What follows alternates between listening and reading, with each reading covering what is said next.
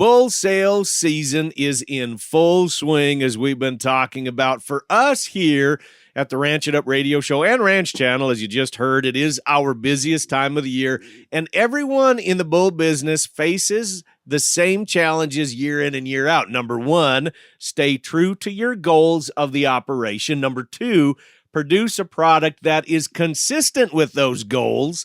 And number three, try to stand out from everyone else. Now, there are a number of other challenges, of course, but those three seem to rise to the top each and every year for seed stock producers, or the bull guys, as some people call them.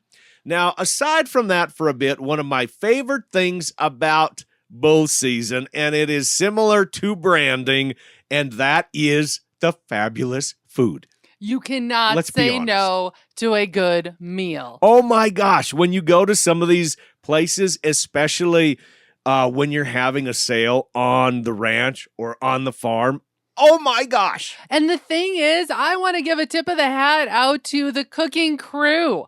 A lot of times it's the ladies that are taking control of this, but they pull out all the stops. First off, by usually feeding you donuts or something in the morning when you're viewing and walking through the pens of bulls or looking at the heifers. And then lunch afterwards is usually fabulous. It is so good. But I saw this meme the other day, and it talked about having get this, a fountain with like gravy and biscuits. I love you. I sent this to a couple of our friends that are be hosting bull sales that have a little time to prepare yet. And I've said, I would love to see this in the morning. Oh my gosh. My arteries. Biscuits and gravy. My arteries are clogging from that one. I don't care. Okay, so we head to Halliday, North Dakota, home of Chris and Jolynn Wasem from Wasem Red Angus. Now, we have visited with Chris in the past about the cattle and direction and philosophy and all those sorts of things, and they are known for their customer service and spectacular sale day attractions. Okay, we'll get into that one in just a little bit. Chris, thanks so much for being on the program again. I would be remiss if we didn't talk about the cattle and the offering for just a little bit. So we're going to start off with 66 Red Angus bulls. Then we'll move into about 13 registered Red Angus heifers, open heifers. And then we'll be selling about 130 head of open commercial heifers coming from our customers that have been buying bulls from us for years. So, and I know, I don't want to take anything away from the bulls or the your open heifers, but when it comes to those commercial females, by golly, I tell you what, those have kind of been the hot commodities so far, this winter, when going into spring, everybody's kind of looking at them. Not only this year, but the past several years that, this red female thing is catching on, and they're very sought after, and there's not a lot being retained around the country, and you'd be surprised where we get calls from on these heifers, all corners of the United States. And so when you say calls on them, are you talking guys are looking together to put a pot load, or is it kind of all of the above, guys just looking to restock? Just, guys looking for whatever reason they're not able to find them in their area, whether it be a handful here or there, or a semi-load for that matter, just wanting to grow their numbers. A lot of areas have been in droughts over the years, and they've cut back on their herds and just looking to restock, get their numbers back up where they need to be.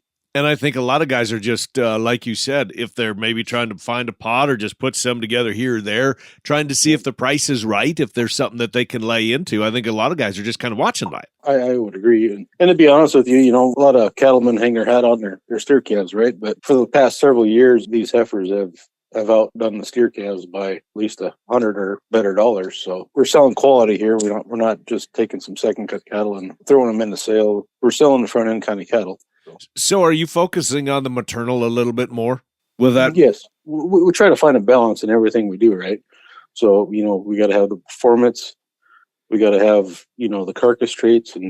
And number one, we have to have the maternal. If the maternal's not there, all that other stuff doesn't come into play. So. Exactly right. I mean, the guy's got to have a live calf first. I mean, that's step one. Mm-hmm.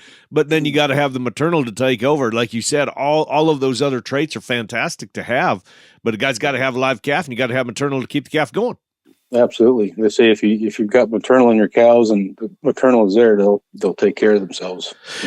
I've had so many conversations, this over the years about bulls and this and that. And everything about four legs and goes moo. I have a conversation about it.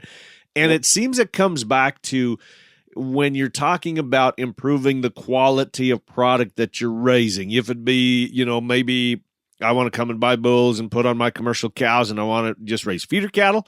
If it be that I want to raise replacement heifers, whatever the case may be, that I want to maybe add a little bit of enterprise to my outfit. A lot of people will look at it and say, well, this is my cow herd and I need to improve or I'm trying to get more pounds per acre, right? And they go and they look at, well, maybe if I spend a little bit more on these bulls or maybe if I do a little bit more with that bull or that bull, It kind of is almost reverse the other way because good cows raise good calves all the time. Great cows raise great calves. Bad cows raise bad calves. That's just the way it is. And I think so many guys tend to get away from really looking at what their cow herd and really analyzing what it is their factory in the first darn place to be able to produce what they have. Yeah, I would agree 100% there. If you can make things fall into place with the cow end of it, you can make a pretty poor bull make a a decent calf, right? Absolutely. If the maternal line is there, your options are endless with it, really. All depending on what your goals are and where you want to get to.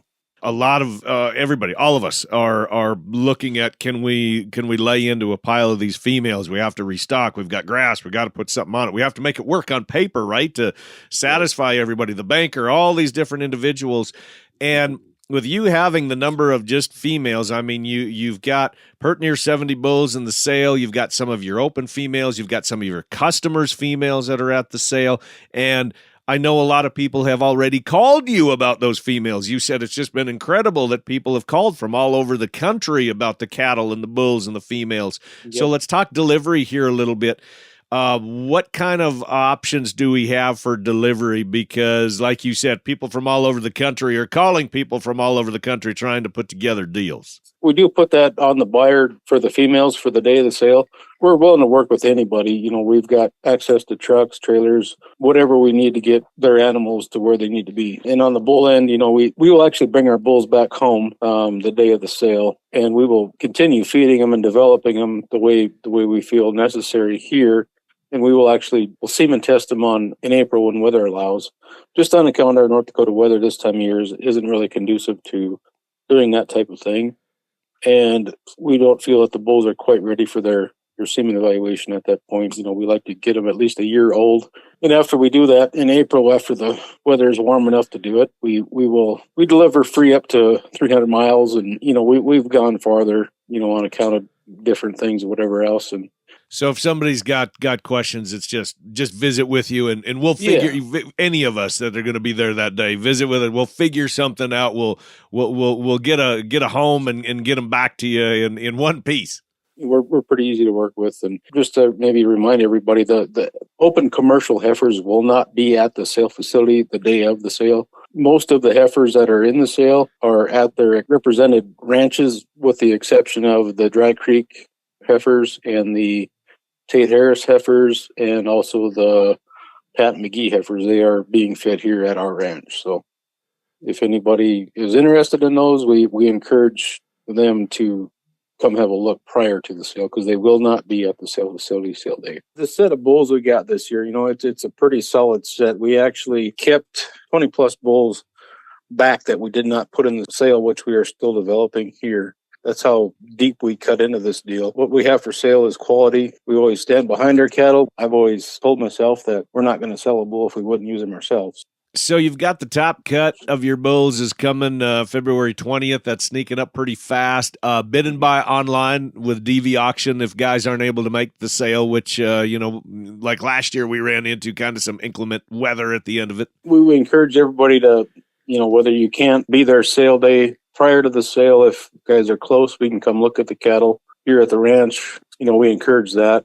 We will have some videos up online here a little bit later on. We haven't done our videos yet, but we're in the process of doing that. Our videographer got a little held up with some weather last week, so we're hoping we get that done here toward the end of the month. So And I got to bring this up. This actually has to go along with bull sales because you and I have been to 1 million of them, and we'll go to another 1 million. And everybody kind of raves about the food, right? When you go to these bull sales, you're grinning right now because you know what I'm going to say about this. I have been to a lot of bull sales, and I've teased guys, are you going there to buy bulls or you're there for the free chili? Well, right. I tell you what, at your place, Chris, I mean, last year, and you told me this, you said you got to come out, you just got, if nothing else, just come out for lunch.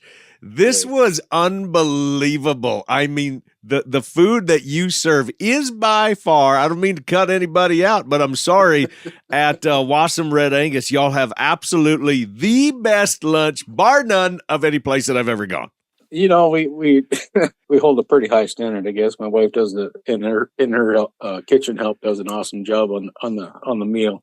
We want people to come out and spend their money that day, obviously, but we also want to give them a quality beef product at the end of the day too. So I'm glad to hear that the food is getting some rave reviews. It's getting exceptional reviews. I mean, I think Beck had it on her calendar from last year to make sure that we attend just for the food. You know, I laugh about it and I joke about it, but that is actually kind of part of customer service too, because I have heard guys talk a little bit here and there and say, well, gosh, I went and I just spent $13,000 on this bull, and I didn't even get a set of roping gloves or anything like that. You know, and I mean, in all reality, I mean, taking care of people and having an experience that day, it does say something. It really does matter. I'm not saying you got to roll out the red carpet. I'm not saying anything like that. But at the WIC sale facility is top notch. Being right off of the, just a few miles south of the interstate. Certainly helps that, you've got pavement right up to the door of the facility, even with the meal, being able to cater to people and let them just kind of have a fun day because we don't know what the weather's going to be like on that February day. I mean, we're hoping it's decent. We don't know what it's going to be like, but that does actually have a little bit to play, doesn't it? About, I mean, if you supply everybody with a really good meal and, kind of get them in a good mood, and by golly, then we start selling some bulls. Customer service is number one for us. We listen to our customers. We take everything that our customers get back to us with, a full thought and, where we need to improve, not only throughout our herd, we think, we're always thinking about the next thing that we need to do. And we're always keeping those customers' thoughts in mind when we're doing that. And when it comes to sale day, we try to deliver on it every year. And whether it be the facility we're at, which the Wickses have been awesome to work with over the years. And like you said, it is a great location. It's just been a blessing for us to be able to sell the cattle that we're selling at the place we're doing it at. Chris Wasem with Wasem Red Angus, their sale coming up at the WIC sale facility in Richardson, North Dakota, Thursday, February 20th. You can bid and buy online at DV Auction, and sale information available at ranchchannel.com and wasemredangus.com. Crew, stick around. We've got